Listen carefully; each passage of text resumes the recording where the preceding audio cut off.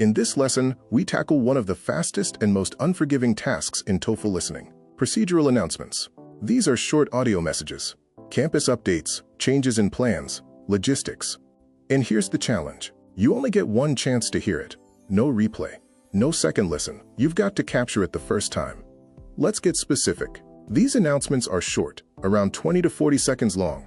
Each one contains about 40 to 85 words, and you'll only get 2 questions per clip. Unlike lectures, there's no slow buildup. The most important details hit you immediately. So what's the mindset? Treat it like a sprint. From the first second, you're all in. Now here's something most test takers miss. Your performance on announcements can determine your path in the test.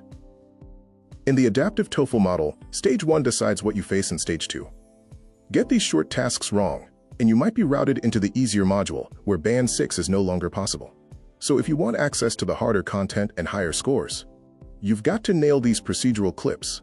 Let's get tactical. Every announcement has a cause and a consequence. The cause might be something like, due to a burst pipe, but the test doesn't care about the burst pipe. What matters is the consequence. The class is moved to room 304. So here's your rule. Ignore the noise. Lock onto the consequence.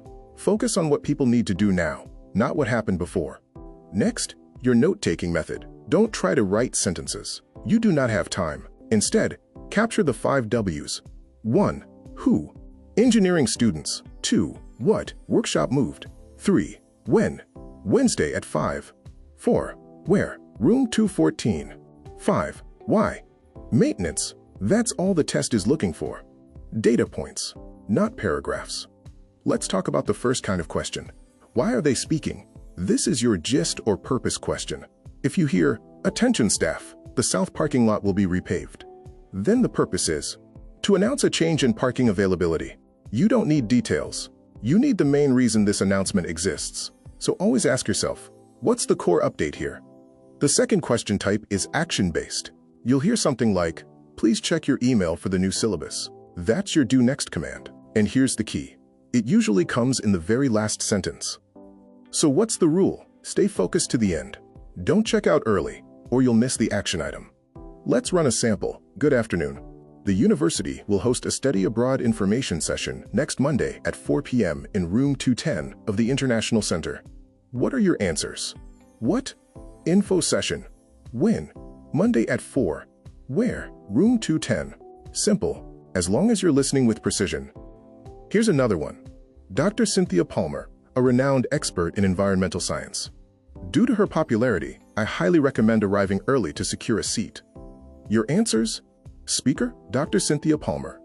Topic, environmental science. Critical action, arrive early. Remember, the test wants the logistics, not the compliments. One of the biggest traps? Old versus new. The announcement might say, the lecture was originally scheduled in the library, but it's now moved to the science center. Here's the mistake people make. They pick the old location. Always choose the final, confirmed detail, not what was planned before. Let's close with your 4-part checklist. 1. Ignore the fluff. Good morning is noise. 2. Capture numbers. Times, dates, and rooms are targets. 3. Identify the change. What's new or different? 4. Catch the command. What must the student actually do? That's it. If you follow this, you won't just survive the one-shot environment. You'll own it.